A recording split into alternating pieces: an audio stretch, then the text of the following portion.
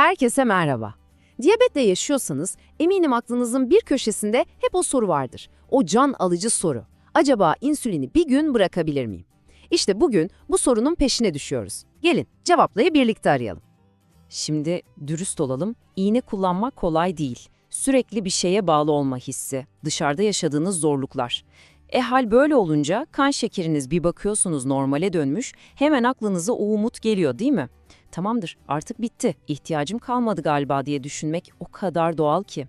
Ama acaba gerçekten durum bu mu? İşte bu sorunun cevabı, inanın sandığınızdan çok daha kritik. İşte bakın, en sık düşülen yanılgı tam olarak bu. Bir yanda diyabetim iyileşti düşüncesi, diğer yandaysa tıbbi gerçek. İnsülininiz işe yarıyor. Kan şekerinizin normale dönmesi tedavinin bittiği anlamına gelmiyor. Tam tersi. Bu, tedavinizin ne kadar başarılı olduğunun kanıtı. Yani bu bir son değil, bu bir zafer anı. Kullanıldığınız insülinin işe yaradığını gösteriyor. Harika bir şey bu. Peki, madem bu bir başarı, bu başarıyı nasıl kalıcı hale getirebiliriz? Hatta insülini bırakma ihtimaline konuşabilir miyiz? İşte bu noktada durmamız gerekiyor. Çünkü bu sorunun tek bir cevabı yok. Cevap sizin diyabet hikayenize bağlı.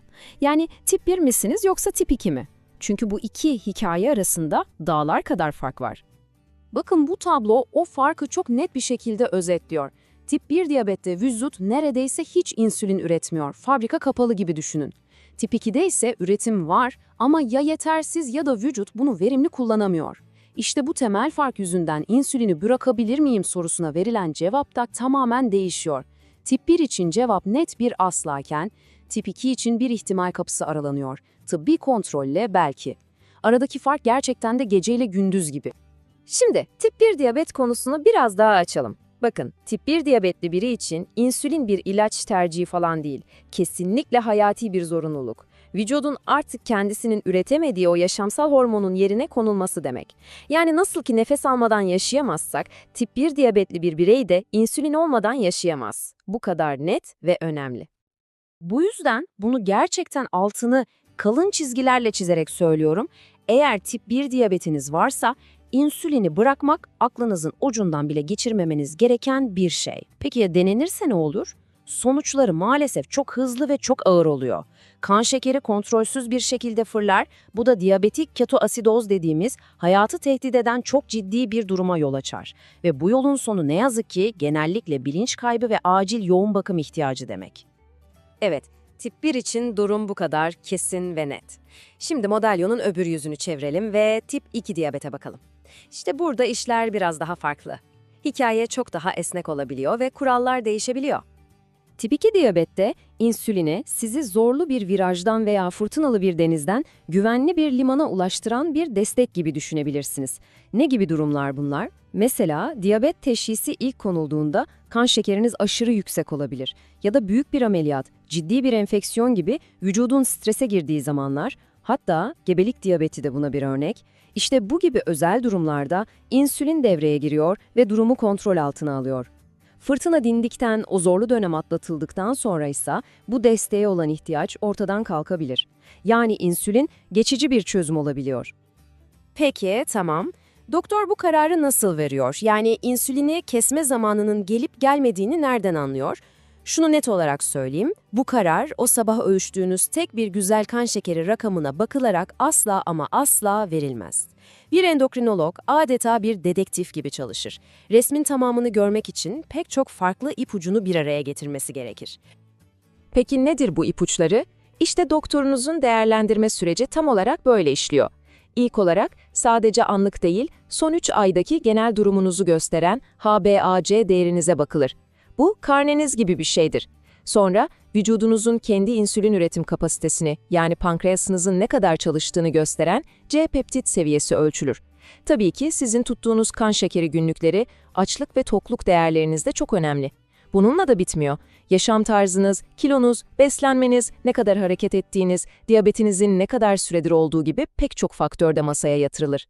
Gördüğünüz gibi bu tek bir rakama değil, bütüncül bir bakış açısına dayanan bir karar.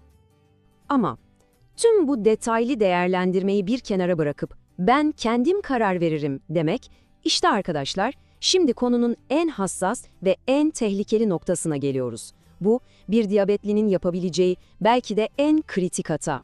Şu cümleyi duymuşsunuzdur ya da belki aklınızdan bile geçmiştir. Şekerim düzeldi, ben de bıraktım. Kulağa ne kadar mantıklı geliyor değil mi? Sorun çözüldü, ilaca gerek kalmadı gibi. Ama madalyonun bir de görünmeyen yüzü var. Acaba bu kararın sessiz sonuçları neler oluyor? İşte o sessiz sonuçlar tam olarak bunlar. Kendi başınıza insülini bıraktığınızda olan şey bir buzdağına benzer. Siz suyun üstündeki kısmını görürsünüz, yani kendinizi iyi hissedersiniz, bariz bir şikayetiniz yoktur. Ama yüzeyin altında siz hiç farkında değilken kan şekeriniz yavaş yavaş sessizce yükselmeye başlar.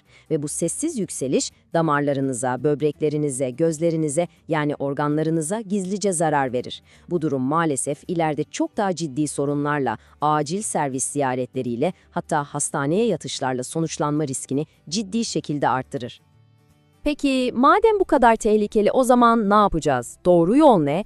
Aslında cevap çok basit. Yapılacak en güvenli şey aklınızdaki bu soruyu tek başınıza bir eyleme değil, doktorunuzla birlikte bir diyaloğa, bir plana dönüştürmek. Yani tüm bu anlattıklarımızı özetleyecek olursak, aklımızda kalması gereken en önemli 2 nokta şu. Eğer tip 1 diyabetliyseniz, insülin sizin için ömür boyu vazgeçilmez bir gereklilik. Eğer tip 2 diyabetliyseniz, evet, insülin bazen geçici bir destek olabilir ama bu kararı verebilecek tek kişi tüm resme hakim olan doktorunuzdur. Asla tek başınıza değil. Ve unutmayın, bu benzetme çok doğru. Diyabet tedavisi kısa mesafeli bir koşu, bir depar değildir. Bu upuzun bir maraton. Maratonu kazanmak için ne gerekir? Sabır, istikrar ve bilinçli adımlar. İşte başarı da bu uzun yolda pes etmeden, bilinçli bir şekilde ilerlemekten geliyor. Kısacası en başta sorduğumuz o insülini bırakabilir miyim sorusuna dönecek olursak, bu sorunun cevabı tek kelimelik bir evet ya da hayır değil. Bu sorunun doğru cevabı endokrinoloğunuzla oturup birlikte hazırlayacağınız bir plandır. Anahtar kelime bu, birlikte. Ve son olarak gelin bu konuya bakış açımızı değiştirecek bir düşünceyle bitirelim. Lütfen insülini bir yük, bir esaret ya da bir bağımlılık olarak görmeyin. Doğru şekilde ve doktor kontrolünde kullanıldığında insülin sizin hayat kalitenizi düşüren bir şey değil, tam tersine onu yükselten, diyabetle birlikte sağlıklı ve dolu dolu bir hayat yaşamanızı sağlayan en güçlü destekçinizdir, müttefikinizdir.